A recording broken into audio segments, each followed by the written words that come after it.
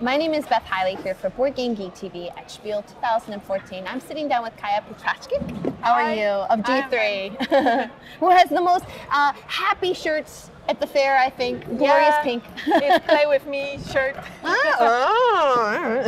You said it, not me. Yeah, we made it so, you know, it brings people to the booth so they can play our games if our games are not enough. Well, speaking of playing games, let's look at Imperialism, Road to Domination! Yeah, if you feel like conquering some kind of country, just feel free to do it, because right here you can be Napoleon, any kind of conquistador you want to be, just, you know, go with the flow. So if you're feeling particularly pushy, this is the game you should play. Yeah, exactly. So basically what we do in this game is we have one country to start with, and we are trying to develop it into some kind of high power and powerful country or imperium that will, you know, give you lots of money and power all over the world. So you can be whatever you want. So the players start with 2 cards on hand, and they might choose whatever country they want to be. We have 10 different ones. For example, you can be England. Let's just get crazy and start with Russia, for example. And as you can see, Ottoman Empire and Russia are 2 countries that are really traditional ones, which we already know. So the game reflects the real life. And they are the countries that are connected with their religions. So these are the only 2 countries in the game that cannot change their religion during the whole period of the game. But all the other ones can, no worries. You may believe whatever you want. Okay, so each player starts with his country, and during the course of the game, we try to develop it. As we know, in the period of history, lots of countries and rulers had some, you know, strange and crazy thoughts about conquering the whole world, so you can do it here. So what you can do is either you can conquest some countries, or you can make wars, but as we know, war is really difficult to make, both in real life as well as in the game, and is also costly, so there is no like law that says, okay, I will conquer this country and I will make war with it, so I will win. It doesn't work like that. In each turn of the player, he can make a different action, so you cannot perform 2 same actions in a row. To make it easier for the players, we have the symbols of the actions right on the board. And you just place your marker on the space of so you know you'd have to move it the next turn, so you couldn't do it twice in a row. Okay, so about the actions, just in short, to know what you can do in the game.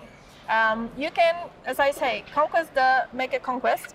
The lands that you can conquer are here. You have to take them on hand before, so it's almost all of the games have this rule that you can exchange the cards from the hand, or you can draw the hands or draw the cards to your hand at the beginning of your turn, and that's what we do here. So each player has 5 cards on the hand. And you can have the land and territory cards, and you can have the providence cards. They are really different cards. So let's go with the actions. If you have a card on hand that is a territory, you can conquer it by placing it in front of you, as long as you have the you pay the cost of the card. And like this, for example, with Bulgaria, you can conquer it only if you have the level of army, which is 3, at least. When you conquer a country, you get a certain amount of stuff from it. Like, for example, Bulgaria allows you to move your marker on the board by 1 in army level, and also you can produce more fabric. So that's basically, this action is one of the coolest ones, my personal favorite, because suddenly I can have Bulgaria and Inca Empire, and it's like, how can you do that in the real world? Okay, the next action you can choose is Intrigue. So Intrigue is a kind of action that allows you to be mean to people. Basically what you can do is you can play the cards that have this sign on them. Let me show you some. For example, you can put rulers to yourself or to other players. It can be a negative ruler or a positive ruler. Of course, positive you put in front of yourself and negative in front of the other people.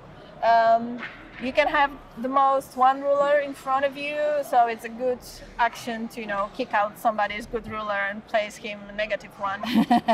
Some of them like make you not able to do the war action at all, for example. So they are quite powerful cards, but when you have a positive one, they can make your levels of army or fleet higher, so it's easier for you to conquest other countries. Yeah, that all should be pretty clear from the text at the bottom there. Exactly.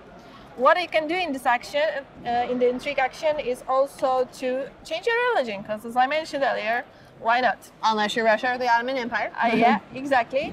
But if you choose not to do it, at the end of the game you will gain additional points. So stick to your religion if you can. Basically what you can do is you can exchange for Lutheranism, Calvinism or Counter-Reformation, and all of the countries except Russia and the Ottoman Empire are Catholic at the beginning. So the changing of the religion works a little bit like Conquest. So you have to have the stuff at the bottom of the card in order to gain the card to change the religion. So for example, here with Lutheranism, in order to change to Lutheranism, you will have to have at least seventh level of the army or at least 5th level of fleet. It's measured by those checks there. Yeah, exactly. And then again, you get some additional stuff like more fleet, more victory points. You can have more cards on hand, for example. So it's also a good action. But as I said, if you don't choose it, you can get 4 additional points at the end, which is not bad. All right, so that's intrigue. What's next?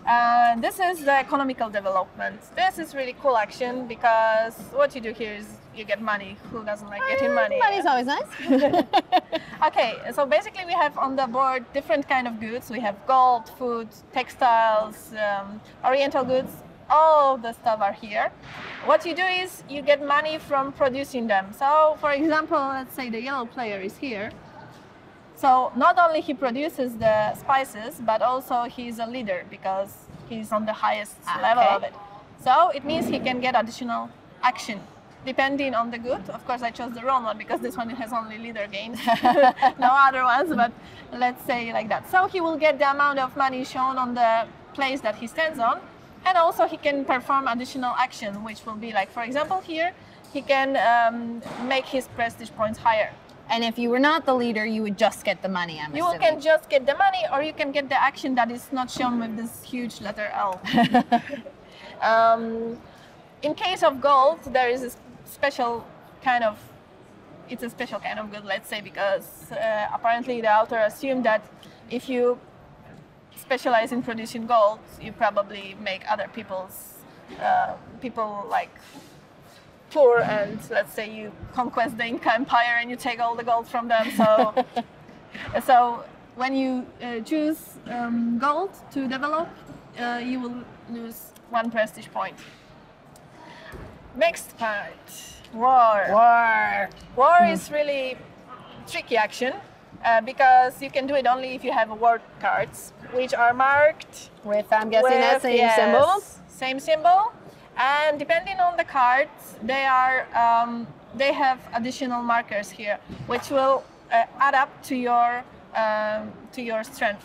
And you have to always choose which kind of war you want to do. If you want to do sea battle or land war. All right, so red for land, blue for sea. Exactly.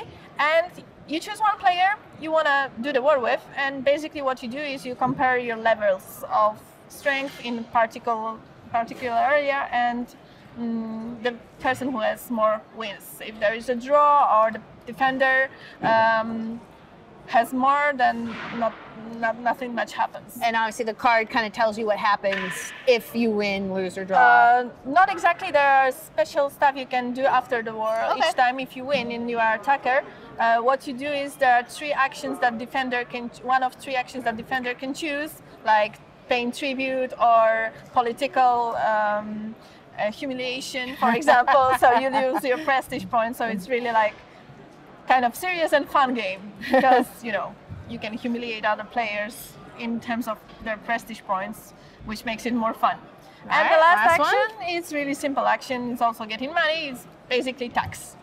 So you get taxes for each land you conquered in the course of the game. And during the whole game, you have to constantly check those cards. They are like goals you can accomplish during the game, and these are the cards that allow you to win the game actually. So they're really, really important. In each turn, in any time of your turn, you can take one of those cards if, of course, you fulfill its requirements. If you fulfill the requirements, again, you get the stuff that are shown at the top of the card.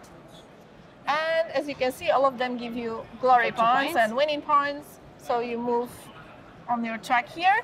And then if, depending on the amount of players, the game finishes in different times. I see, yes. So for example, if there's 4 players, you finish with those amount of points. And 3, 2. yes. So basically, if any of the players goes through that field, everybody else has one more turn to finish, and then the game ends.